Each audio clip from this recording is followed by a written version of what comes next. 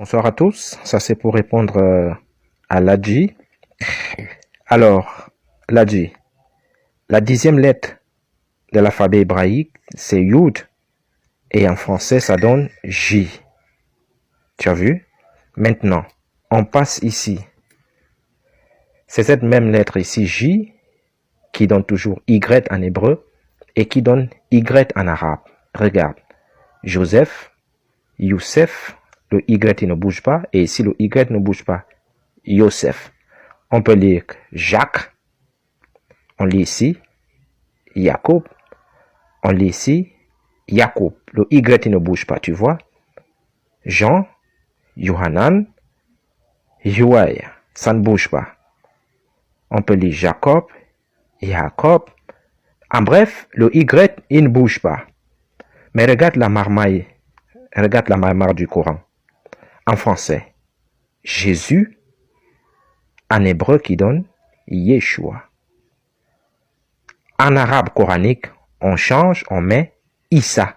Ils enlèvent le Y. Le Y est enlevé. Tu vois, le J donne le Y. Mais ils mettent Issa. Ils ont changé le Y.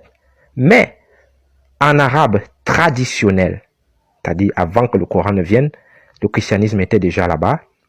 Et c'est Yahshua. D'autres disent Yassou. Ça, c'est Jésus, c'est le nom de Jésus. Le Y, il ne bouge pas. Mais ici, en arabe coranique, ils ont changé, ils ont mis Issa. Maintenant, je te prends un autre nom, en français. Josué, qui est comme Yeshua aussi. En arabe coranique, tu vois, ils n'ont pas changé, ils ont mis Yusha. Ils n'ont pas changé, ils ont laissé le Y. Mais chez Jésus, ils ont enlevé le Y, ils ont mis Issa. Et en arabe traditionnel, c'est Yusha. Josué, c'est Yusha. Maintenant, ils ont fait ça pourquoi? Ils ont fait ça parce que Yeshua, qui veut dire Yassov, qui veut dire Dieu sauve. Mais le Issa qu'ils ont mis veut dire généreux. Tu as vu la marmaille?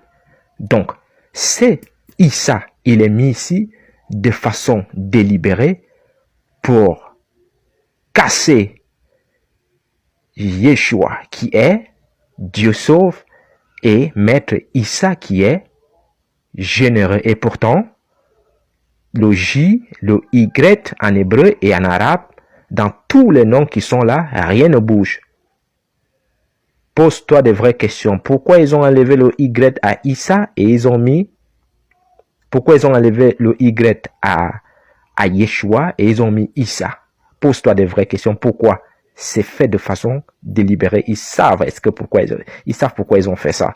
Donc pose-toi des vraies questions. Alors pour conclure, l'hébreu et l'arabe, ce sont des langues sémitiques.